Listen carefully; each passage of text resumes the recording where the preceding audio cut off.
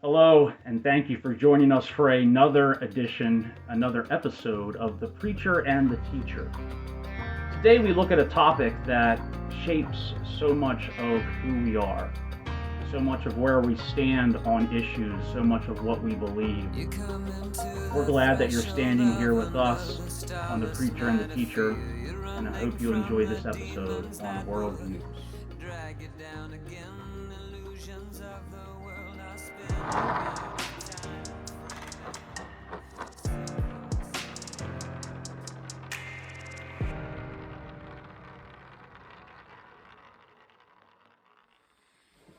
Good morning, everybody. At least it's morning here. I don't know what time of day you're listening to us.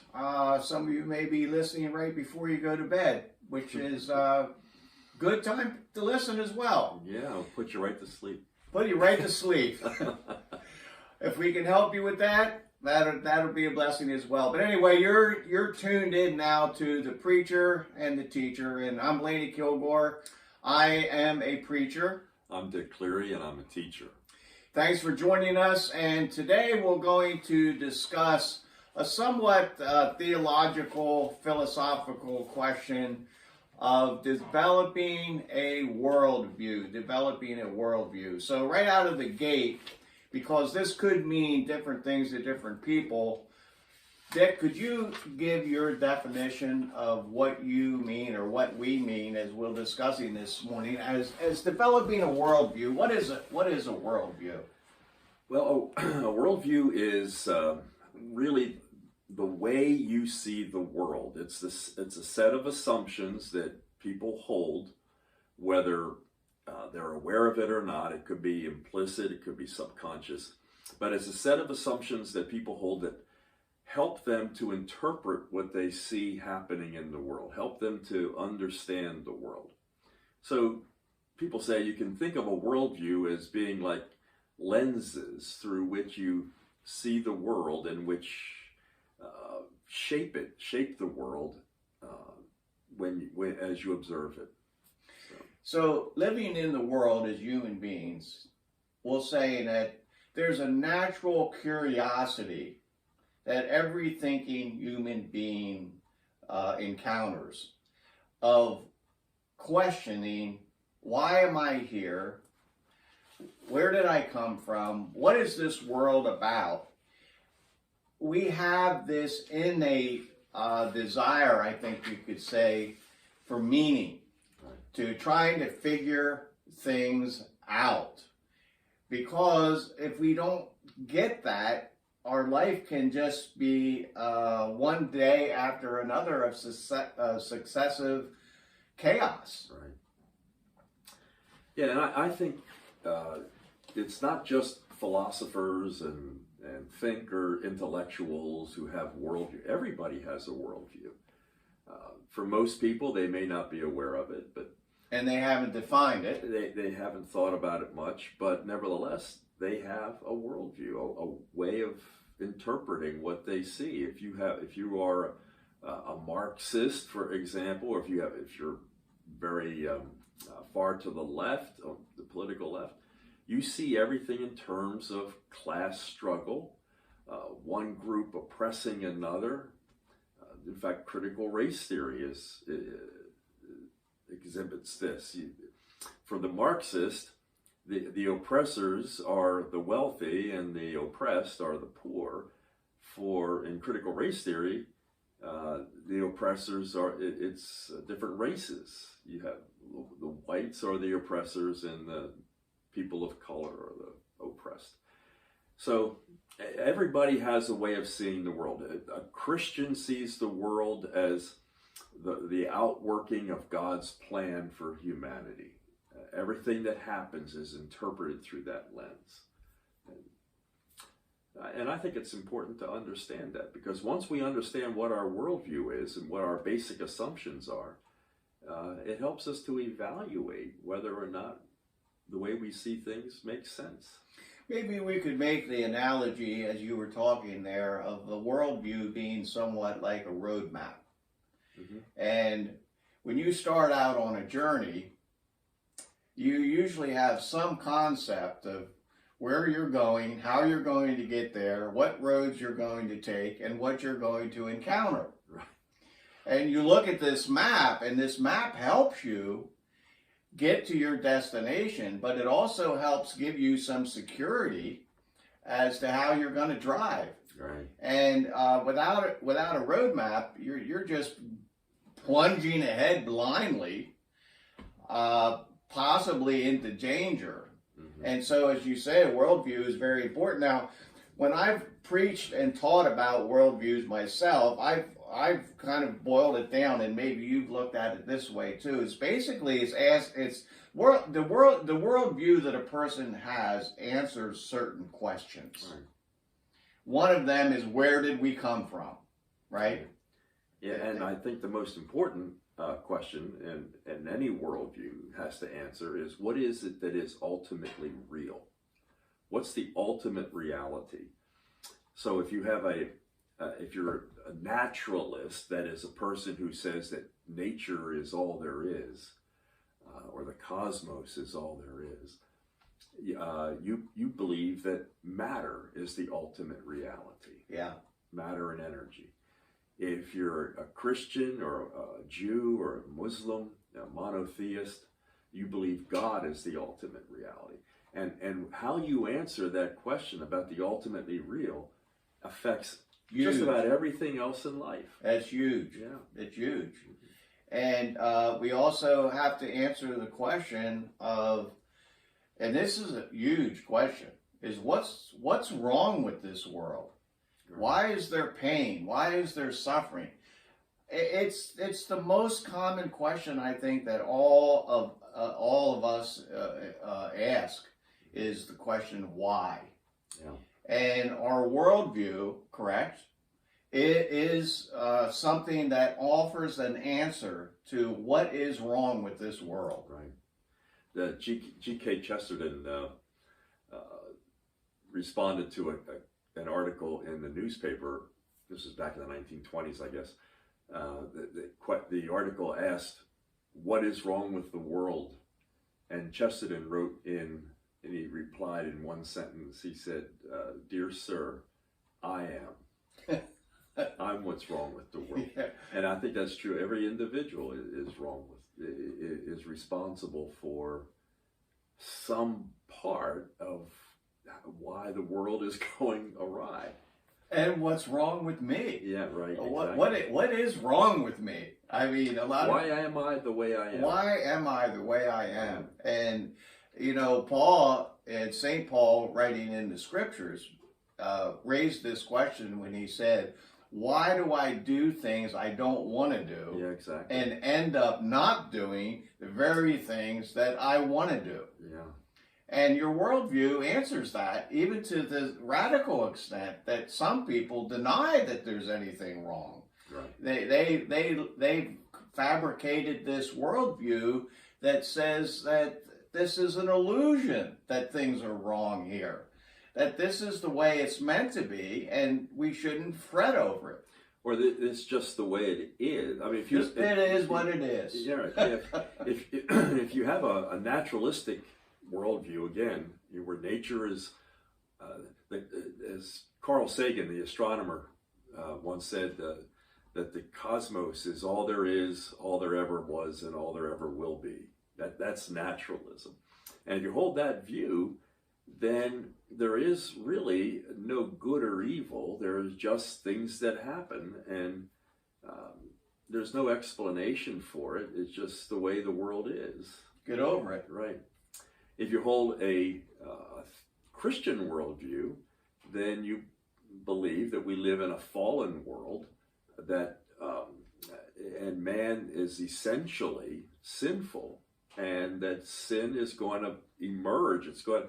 You can try to suppress it. You can try to eliminate it, but our nature is such that sin is going to emerge, and there are a lot of people who don't make the effort to suppress it, and as a result, we see a lot of evil in the world. And sometimes that perception is apparent when you just ask people: is mankind men and women, are they basically good or are they basically evil? And the answer to that question, I think, is also determined by a person's worldview. Exactly. That's a fundamental worldview question. What is the essential nature of humanity? And again, in the Christian worldview, it's, we've got a problem. And of course, in the Christian worldview, God has given us a solution to the problem in the incarnation in Jesus Christ. But nevertheless, we still have the problem. And so I think that's another fundamental worldview question, I think, is this life all there is? Is there anything beyond this life?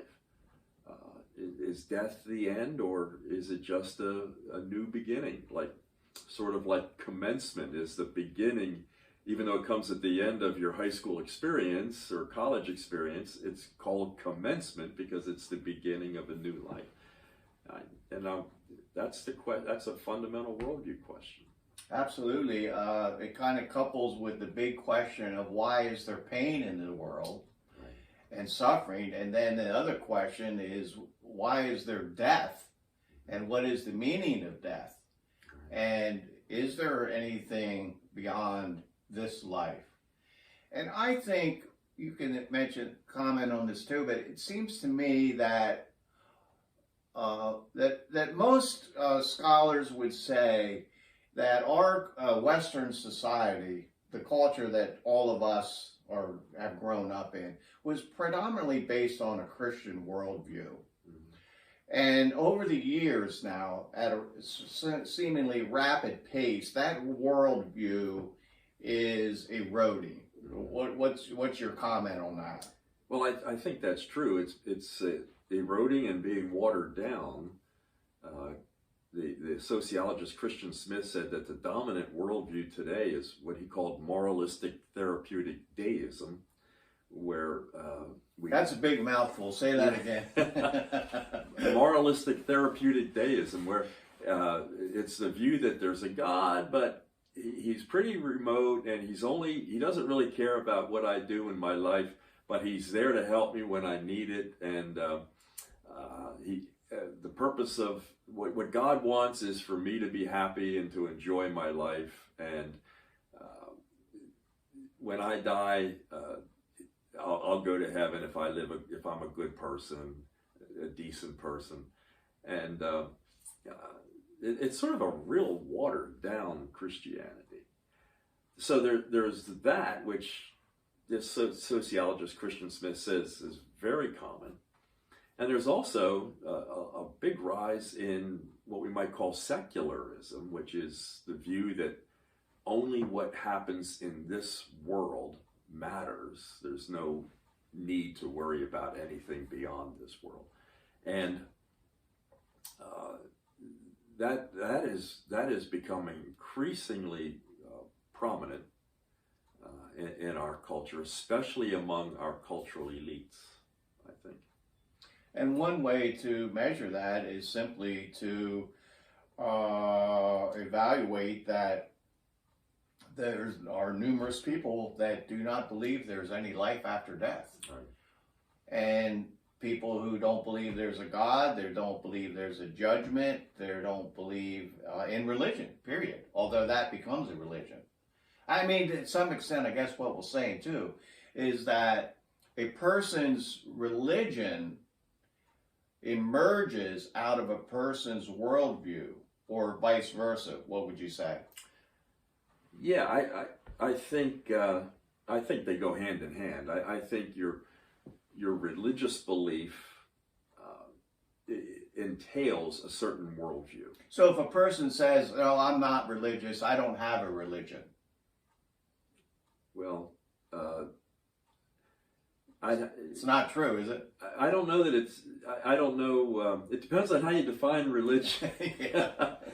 But everybody thinks that something is ultimate, and that whatever it is that becomes ultimate becomes their God, their deity, and people live their lives if they're consistent. Now, I think it's very difficult to live consistently with a naturalistic worldview, because if you're a naturalist and you say that nature is all there is, it's very difficult to find any basis for thinking that there's a moral right and wrong. And yet we can't live thinking that there's no moral right and wrong. We every day we make moral judgments. People criticize and condemn others for doing things that they think are wrong, like the Me Too movement and so on. So we have to make moral judgments. If you're a naturalist, it's also very difficult to believe that there's any such thing as free will, because if everything that's happening in my brain, when I think of making choices, if that's all chemical reactions occurring in the brain, where does free will come from? Right. It's all determined by the laws of physics. So it's very difficult, I think, to have a coherent worldview if you think that nature is the ultimate. It reminds me of a phrase that Jordan Peterson uses from time to time when he's talking to someone and they espouse some worldview or philosophy that's not really tenable. He says, "Good luck with that one." Yeah.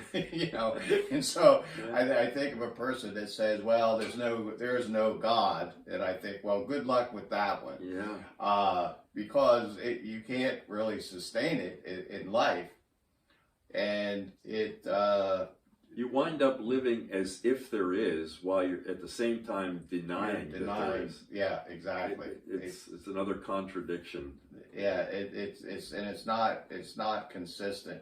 But yet, a lot of people, we commented, they fail to actually critique and evaluate these things, and they really do live life. Many people, unfortunately, with blinders on, and they just.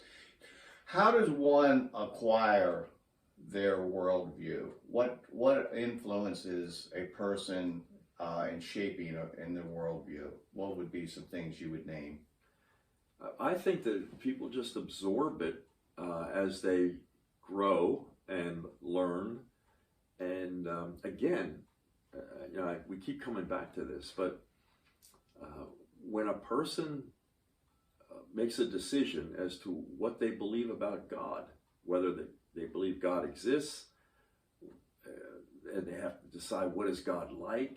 Is God personal? Does God care about me? Does God expect something of me? All of these questions have to be answered somehow, either implicitly or explicitly. And if they're answered, sort of in the negative, there is no God, then that establishes really the foundation for the worldview that person has throughout as long as they believe that, as long as that's their ultimate assumption. If they believe that, if they come to the conclusion that there is a God, if they just, it's just if they just naturally believe that because they've been raised that way, or at some point in their life they have a conversion experience, then that lays the foundation for their worldview. And they're two really completely different ways of seeing the world. So I think we're saying, and we would encourage every viewer to consider your worldview, number one, but also test it. Yeah.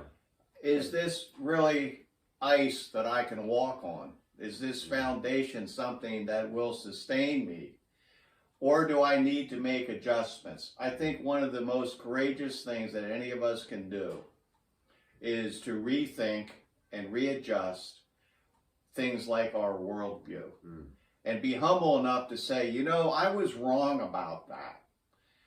The roadmap that I had needs to be, Scott Peck, the psychologist, talks about, as we mature, we need to correct our roadmaps and change things, because what we thought was real and true may not have been.